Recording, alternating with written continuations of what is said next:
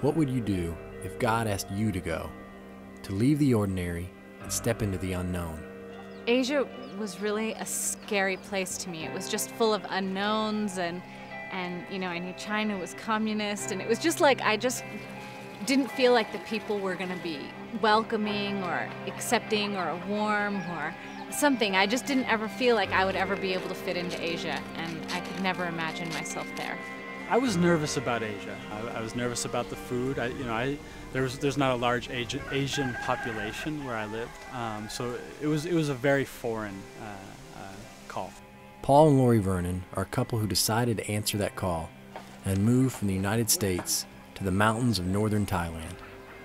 When I first arrived in Doi Mae Salong, I thought that it was going to be a difficult journey ahead. I knew that the language, that the culture, that the food was going to be difficult, but I was really excited for the adventure of it. When we first came to Doi Mae Salong, I kind of expected just a lot of adventure and a lot of new things and exciting things, and you know, living in a hut. I expected kind of like Discovery Channel life. When we first came to the village, they were incredibly welcoming of us. We called up the evening that we decided to move to Doi Mae Salong and said, we want to come up and live in Mae Salong. And the next evening, the village called us back and said, we took a full day off of work. All the men had skipped work that day. They'd taken from their personal supplies of bamboo, and they'd built us a house. And they said, your home is ready, come and live with us.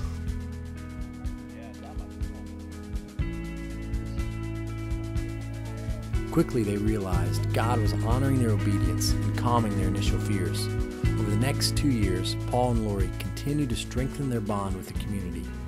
With that bond established, they decided to begin the next chapter of their lives.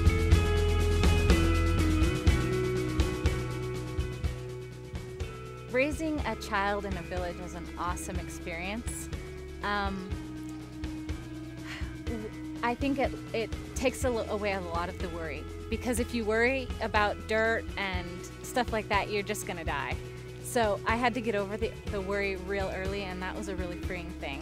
One of the best lessons I've learned about parenting from being in an Akha village is that the closeness between the parents and the children really, really matters. Having a child among the Akha has really helped our ministry. A major thing that it has done for us is it's given us more relevance. Married couples all have kids, and to have a child and to raise a child in the village is to say that we're investing our future and our lives in this village and with this people. Another way they've shown relevance in the community is through their various ministries. Our ministry expectations changed pretty much immediately after we arrived in the village. And it's because there were so many immediate needs. And so really our ministry focus changed to meet what was glaringly lacking in the village at the time, from medical care to being the ambulance to helping people in their home constructions. We just desired to get in with the people and be part of their daily experience.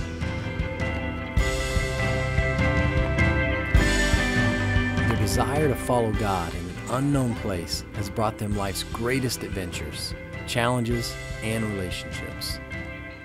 When I compare my life now with what I thought it would be when I first considered coming to Asia, it's so completely different. I first thought it would be an uninviting and scary and a difficult place to make relationships.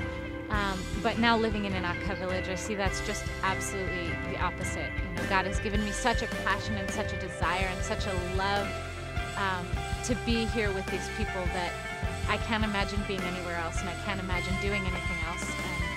And we're just constantly pinching ourselves to say, is this really our life? Is our life this awesome and amazing that we get to do the thing that we love the most?